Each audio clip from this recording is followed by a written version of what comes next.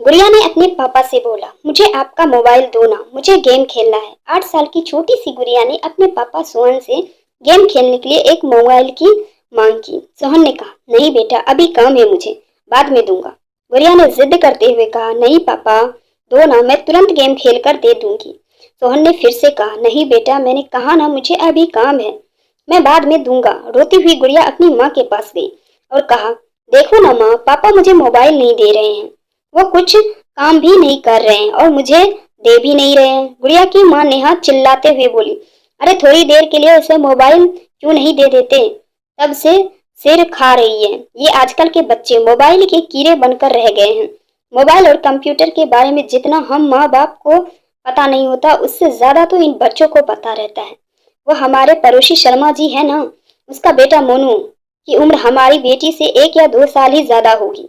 उसे जब देखो मोबाइल में ही घुसा रहता है। कितना एडवांस हो गया है उनका बच्चा। मोबाइल तो अलग बात है, वो लैपटॉप भी चला लेता है।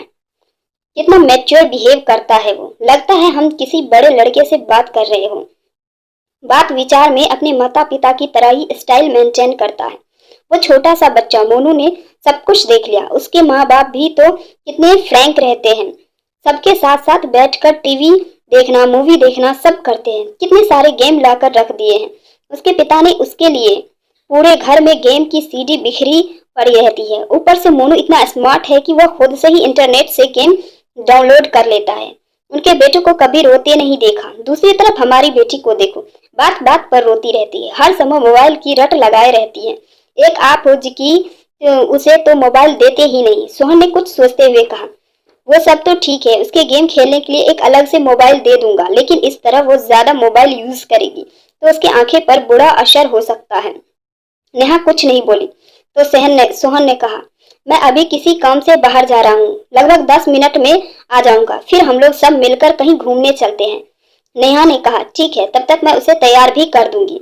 सोहन भी हाँ में रजामंदी देकर घर से बाहर चला गया। लेकिन 10 बजे का गया सोहन 11 बजे तक भी वापस नहीं आया। इस बीच नेहा ने उसे फोन लाने की कोशिश भी नहीं की, लेकिन उसका फोन हर समय व्यस्त ही बता रहा था। नेहा को सोहन की भी चिंता होने लगी कि आखिर क्या बात है जो अभी तक सोहन आया नहीं। लगातार कोशिश के बाद आखिरकार एक बार सोहन का फोन लग ही गया। फोन लगते ही नेहा बोल उठी, क्या हुआ, 10 मिनट का बोल गए, 1 घंटे से ऊपर हो गया, तुम्हारा तो कुछ पता ही नहीं है। सोहन ने बताया, आज के घूमने का प्रोग्राम कैंसिल कर दो, आज हम घूमने नहीं जाएंगे, और अगर जाएंगे भी तो शाम को। नेहा ने आश्चर्य और चिंता भरे स्वर में पूछा, लेकिन बात क्या है, कहाँ हो तुम? सोहन ने कहा, हॉस्पिटल में हूँ। नेहा चेक पड़ी, क्या हॉस्पिटल में, क्या हुआ तुम्हें? सोहन ने कहा, मुझे कुछ भी नहीं हुआ है, मैं ठीक हूँ और मैं तुम्हें अभी कुछ भी नहीं बता सकता, घर आकर सारी बातें बताऊंगा। लगभग शाम तक सोहन वापस आया। आते ही नेहा ने सवालों की झड़ी लगा दी, तुमने तो कहा था शाम को घूमने चलेंगे, ये टाइम भी निकल गया, अब गुड़िया को कैसे समझाओ? सुबह से सज धज कर तैयार बैठी है कि कब पापा आएंगे और वह हम सबके साथ घूमने जाएगी। सोहन ने कहा, उसे किसी तरह समझा बुझाकर खिला पिलाकर सुला दो, मुझे तुमसे कुछ जरूरी बातें करनी है। नेहा ने ऐसा ही किया। रात को सोते समय नेहा ने सोहन से पूछा, अब बताओ क्या हुआ, आज दिन भर किस काम से बाहर रहे? सोहन ने बताया, वो हमारे पड़ोसी शर्मा जी है ना, उन्हें एक परेशानी आ गई थी, उसी में लगा रह गया। मैं आज सुबह जैसे ही घर से निकला तो बाहर देखा, पार्किंग एरिया में कुछ लोग झुंड बनाकर खड़े थे। पास जाकर देखा तो मोनू, वो 9 साल का छोटा सा बच्चा, अपने साथ खेल रही बच्ची नित्या के साथ गलत हरकत करने की कोशिश कर रहा था। कुछ लोग उसकी अश्लील हरकतों को देख कर हंस हंस कर बातें कर रहे थे। देखो आजकल के बच्चों का, कैसे हैं इनके माँ बाप, जिनके बच्चे ऐसी गंदी हरकती कर रही है। बच्चों को देखते ही समझ में आ जाता है कैसी परवरिश दे रहे हैं इनके माँ बाप। भीड़ जमा देख शर्मा जी भी दौड़े आए तो अपने बेटे को उस अवस्था में देखकर वो बहुत लज्जित हुए। वहां खड़े सभी लोगों ने उनकी बहुत बेइज्जती की। शर्मा जी ने तो गुस्से में आकर अपने बेटे को हाथ ही उठा दिया था, लेकिन मैंने उन्हें रोक दिया और मोनू को साथ में लेकर शर्मा जी का हाथ पकड़कर अपनी गाड़ी में बैठाकर एक पार्क में ले गया। वहां मैंने उनका गुस्सा शांत किया। मैंने उससे पूछा, क्या मोनू किसी बुरी संगत में है जो इसे गंदी बातें सिखा रहा हो? शर्मा जी ने कहा, नहीं, ऐसी कोई बात नहीं है। फिर मैंने कहा, हो ना हो इस बच्चे के मन में कैसी भी इस तरह की भावनाएं खड़ कर गई है। इसे फौरन किसी मनोचिकित्सक के पास लेकर जाना होगा, जो इसकी काउंसलिंग कर पता लगा पाएगा कि इसके मन में ऐसी बातें कहाँ से आई।